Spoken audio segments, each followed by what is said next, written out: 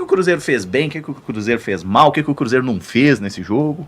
Caramujo, eu acho que foi um jogo burocrático do Cruzeiro, né? A dificuldade de enfrentar defesas baixas, assim, de criar contra esse tipo de adversário que se fecha, muitas vezes numa linha de 5, ela não é novidade. O próprio Cruzeiro teve dificuldade com isso na temporada passada e outras equipes têm dificuldade também. Mas é nítido que a gente ainda não tá num ponto de conseguir desbravar muito bem essas defesas, né? E acho que muita gente falou, né, de um primeiro tempo excelente do Cruzeiro no jogo de ida, muita gente falou de um jogo excelente. Eu vi 30 minutos muito bons do Cruzeiro, assim, no jogo de ida. Criando muito, criando de maneira assim, consciente, organizada, levando perigo real ali ao gol adversário. Dessa vez no Mineirão eu não acho que a equipe conseguiu construir com tanta veemência assim, sabe? Obviamente tem muita posse de bola, muito mais que o seu adversário, mas acaba esbarrando ali, aí não sei se é numa falta de criatividade, de mecanismos para conseguir desbravar essa defesa, e a gente acaba vendo mais do mesmo, né? Aquela coisa de um número grande de cruzamentos, aquela coisa de finalizações que não... que por vezes não vão nem na direção do gol, né? Vocês devem colocar as estatísticas aí em breve. É o aproveitamento muito baixo das finalizações que o Cruzeiro tem. Me preocupa isso, o Samuca certamente vai falar, mas na hora eu fiquei muito preocupada com as baixas que a gente teve, né? Pancada acontece, é do jogo, mas preocupa bastante para a sequência imaginar esses jogadores ausentes, seja por uma semana que for. E eu confesso que já não estava esperando muita coisa, tá? Quando saiu o gol, eu já estava bem... conformada com o empate, assim como foi diante do Betim. E aí vem o gol do Cruzeiro. Matheus Pereira, muito recurso, né, pra mim. Matheus Pereira tem sido um dos melhores jogadores do Cruzeiro, assim, nesse início de temporada. Tem alguns jogos que fica muito nítido que ele tá muito cansado e talvez não tá se movimentando tanto quanto em outras oportunidades, mas tem sido muito decisivo, né, com gols, com assistências. É muito bom ver essas participações dele, porque sempre foi muito cobrado por isso. Só que o time tem que começar a ganhar mais, né? Principalmente no Campeonato Brasileiro. Mas é aquela coisa, né, Caramujo? Vence, mas não convence. Acho que essa é a tônica do Cruzeiro no Campeonato Mineiro. Mais uma vez foi assim, e pra mim o grande destaque, o torcedor, assim. Grande número, apoiando. Acho que tá todo mundo que foi tá muito de parabéns, porque você não vê isso aí em todas as torcidas, em especial num momento difícil como esse que o Cruzeiro tá vivendo, instável, né?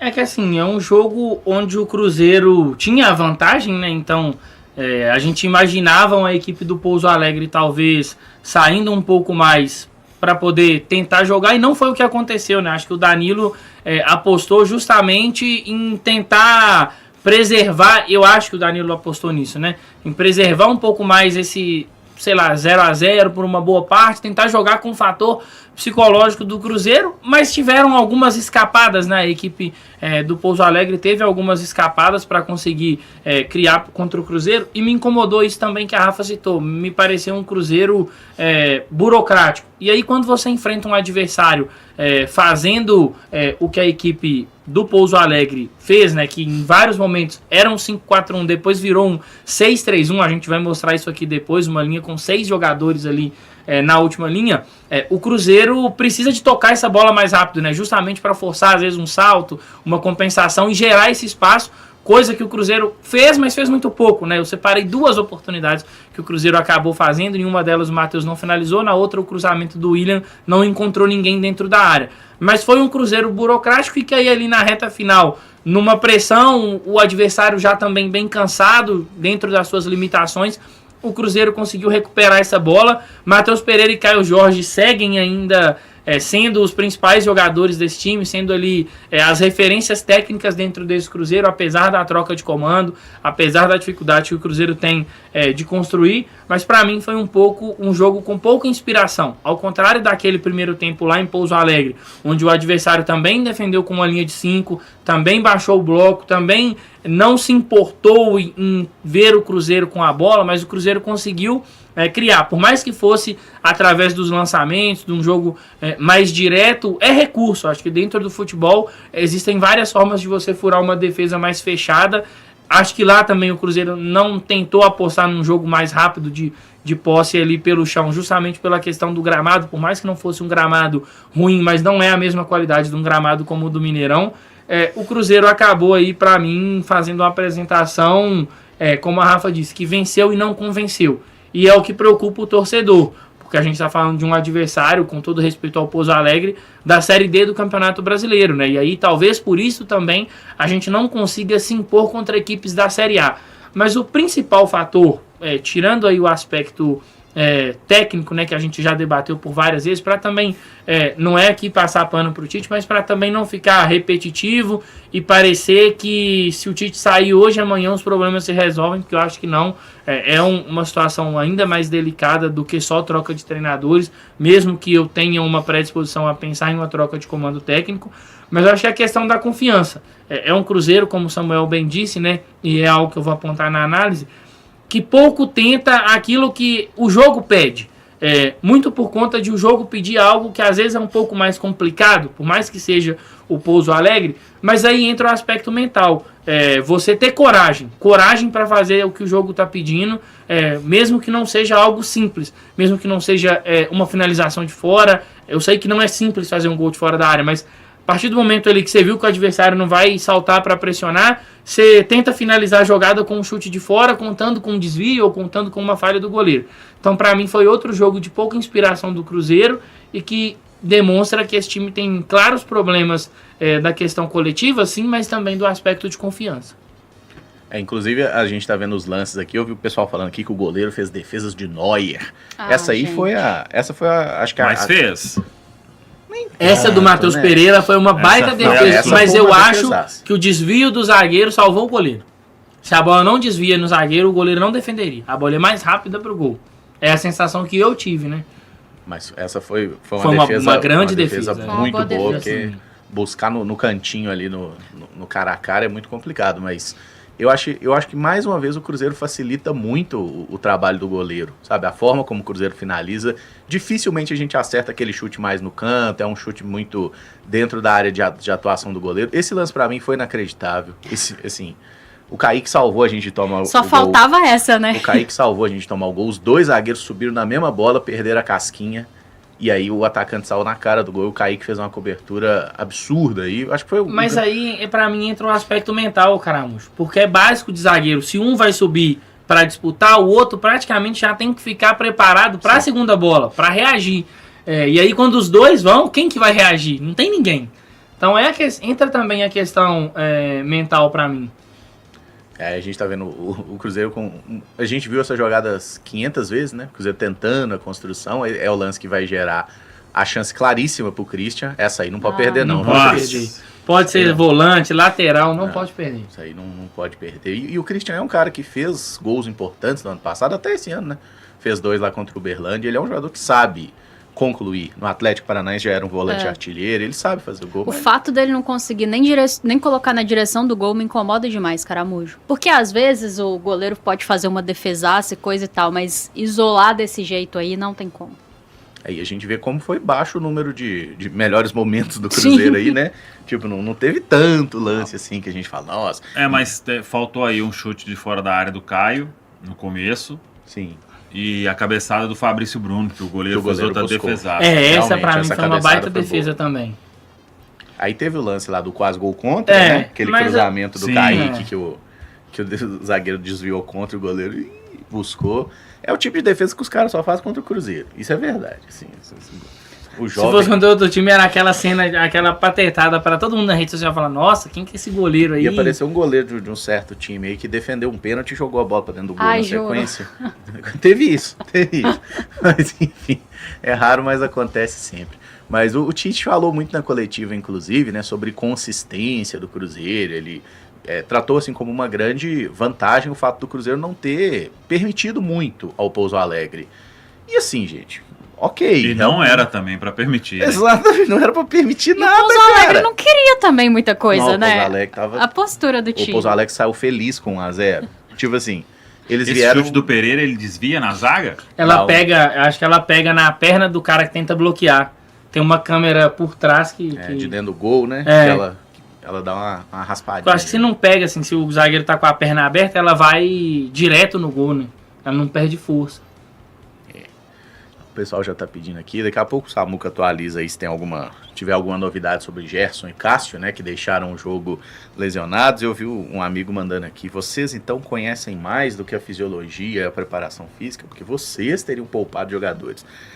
Eu acho, mais uma vez, do alto da minha ignorância sobre fisiologia e preparação física, que o time do Cruzeiro mostrou em campo que ele não estava condicionado para jogar os 100%, 100 minutos, né? Na verdade, um jogo que hoje tem isso.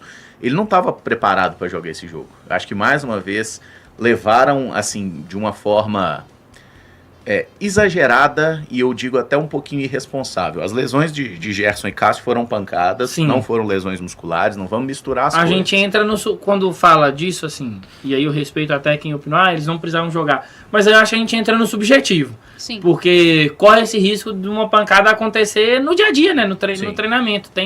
Se eu não me engano, a lesão do Marquinhos, que foi uma lesão mais grave, foi no treinamento. Foi. O Janderson também. O Janderson, Então, assim, entra nessa questão do subjetivo. Mas eu também tô com caramba. No alto da minha ignorância, aí a gente tem que sempre ressaltar isso. Eu tomo muito cuidado para criticar esse aspecto, porque não é um aspecto que eu domino. Então, e aqui... Mas às vezes o campo mostra. E estando aqui na Samuca TV, a gente precisa de ter essa responsabilidade como jornalistas que somos. Mas assim, a sensação que eu tive também no campo é que já tá começando, uma galera já tá começando a galera gosta muito de usar o termo, assim, abrir o bico, né? Tal jogador abriu o bico. Tá meio estranho. Se não existe problema de ordem física, de preparação física, então eu vou ter que cobrar muito mais, assim, do time, de desempenho. Porque o que eu tô assistindo, pra mim tá muito claro que esse time não aguenta jogar em alta intensidade 90 minutos, 70 minutos, 60 minutos que seja. Então, se tá tudo bem, se todo mundo aí pode, né, pela fisiologia, tá tudo ok, pode jogar 90 minutos em alta intensidade, então a gente tem que intensificar a cobrança aqui, porque não tá bom, não. Eu acho, inclusive, que os dois times que mais tinham expectativa e estão frustrando suas torcidas esse ano são Cruzeiro e Flamengo, né? Flamengo Sim. já perdeu títulos e tudo mais. Eu vejo Cruzeiro e Flamengo com uma situação muito parecida, assim. Os dois têm essa questão da parte física, do time morrer no segundo tempo, de jogadores estarem irreconhecíveis. Às vezes a gente fala do Fabrício Bruno no Flamengo, estão falando do Léo Ortiz, que tá jogando e não é o mesmo muito jogador, mal, sabe? muito Então, mal. assim, tem coisas aí. Então não é um problema único e a diferença essencial o Flamengo é um time que você pode falar, mas ganhou 2 títulos importantes no ano passado e tudo mais, aí os jogadores dão uma desligada. O Cruzeiro não tem isso. O Cruzeiro não ganhou nada, pô. Então a gente olha e fala, não dá pra aceitar. Aí temos as estatísticas detalhadas aí, ó, o Cruzeiro com 70% de posse de bola e os 30% do Pouso Alegre ainda devem ter sido no campo defensivo, né? O Pousão não estava muito interessado em atacar. O Cruzeiro teve 1,8 gols esperados, então pela produção dava para ter feito 2 aí, né? Pela estatística, e o Pouso Alegre 0,32. O Cruzeiro finalizou 19 vezes, o Pouso Alegre 5. Na direção do gol a gente acertou 5, eles acertaram 3, né? O Pouso Alegre... Cadê o ponto 8 gol lá que não... Ficou só 1 pra nós, Caramujo. Vai sair no próximo, sabe? Só a gente fazer 0,20 no clássico aí que abre 1-0 pra nós. Seria bom, seria muito bom, sinal. E aí as grandes chances aí que Você que gosta Samuel questiona muito gosta, as grandes Caramujo, chances. aí. Quais foram as 4? Pra mim o Pouso Alegre teve uma grande chance. Aquela que o Kaique travou lá foi uma grande chance. E não tá ali. Eu não sei como é que não, a avaliação grande chance aí vale nada não. Tinha que... Com todo respeito tinha que perguntar a galera qual que é o critério, né? Porque tem alguns lugares, tipo assim, assistência. É o último passe ali, mas o atleta que vai finalizar, acho que ele não pode dar mais de 3 toques na bola antes da finalização. Toma banho. Não, sério? Essa é regrinha também, né? Tem lugar que é... que isso, velho. Agora, não, e a assistência do Gabigol? Não, ali, aquela lá pra mim não aquela foi. Furada aquela lá que não tentou pode ser chutar de direita. Eu acho que a assistência tem que ser pelo menos intencional. Tem que ser pelo menos intencional. Não foi intencional. Questão do XG ali, você falou dos 0,20. Tinha uma época que acho que era o Brighton na Premier League, que assim, ele sempre tinha menos XG que a galera, mas ganhava o jogo. E aí a galera falava que era o maior inimigo, né? Tomara que o Cruzeiro vire também um time assim, quem sabe. Mas quiser criar ali também tem um... não, eu quero, Caramujo, gol. Se for um time que vai lá 3 vezes, faz 3 gols e o adversário vai 20 e não faz nenhuma, eu tô feliz. Eu sou resultadista também, Pedrão. Aí o Cruzeiro teve 12 finalizações de dentro da área, o Pouso Alegre 4, nos escanteios 15-3, ou dificuldade que a gente tem para aproveitar escanteios. Nossa. Cruzamentos 34 cruzamentos, acertamos apenas 7 e o Pouso Alegre 7 cruzamentos e acertaram 1. Inclusive, assim, É 20% de acerto nos cruzamentos. Qual que é a média que eles falam? Que é... A média para jogador, assim, lateral, tipo 25%, assim, tá ok.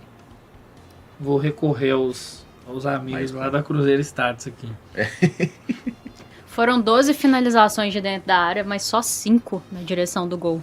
A gente é pé torto, né, Rafa? Não pode. Não vai ser mais porque, não. Vai ser mais não. tipo, Vai o mudar. Christian mesmo teve 3 que ele tentou, assim, o capricho máximo do máximo do máximo. Aquela aquela rasteirinha. desviou, né? Aquela rasteirinha acho que foi escanteio na sequência. Mas ela tava na direção do gol? Depois Foi o Pereira que tocou pra ele tentou buscar o ângulo de primeira. Longe. E a outra ele tentou buscar mais o ângulo ainda, né? Sendo que ele tava quase na pequena área ali, acertar o gol ali. O Bernardo mandou aqui que acima de 30% ele já acha que é muito alto, mas que daqui a uns 30 segundos ele vai mandar um mais detalhado aqui. O cara vai mandar um Porque histórico. o Luca me mandou inclusive o da minutagem dos jogadores, que eu comentei do Matheus Pereira. 9 dos 20 clubes da Série A tem pelo menos um atleta com mais de 1.000 minutos na temporada até o dia de hoje. A lista: o Doma da Chapecoense tem 1.170, o Walter Clar tem 1.125 também da Chapecoense, o Vitor Caetano da Chapecoense 1.123, aí vem o Andrés Gomes do Vasco com 1.092, Pulgar do Flamengo 1.089, Alan Franco do Atlético Mineiro com 1.081, Matheus Bidu do Corinthians com 1.066, o Rafael Carvalheira da Chapecoense 1.047. A Chape, pelo visto, só tem um time aí. Robert Renan tem 1.035, Robert Renan do Vasco. O Gustavo Gomes do Palmeiras 1.035, Carlos Vinícius Grêmio 1.018, Juan Tressoldi do Atlético Mineiro 1.010, Marcos Antônio e Matheus Pereira tem 1.002 minutos. Rapaz, mais de Muita 1.000 coisa. minutos nesse momento, né? De começa março. Então, você pode dizer 50 dias, menos que isso, né? E os caras já terem jogado esse volume de partidas aí. É arriscado, gente. Não tem como negar que seja Na arriscado. posição do Matheus Pereira aqui, ele é o único, né? Digamos assim, se a gente for... Porque o Marcos Antônio é segundo volante, né? Uhum. O Andrés Gomes é ponta. Falando dos mais avançados, o Carlos Vinícius centroavante. Fala aí, galera, gostou desse vídeo? Então compartilhe, comente, curta também e espalhe pra geral. Tem muito conteúdo para você acompanhar aqui, todos os cortes e, claro, a nossa programação na Samuca TV. Tamo junto? Vamos que vamos!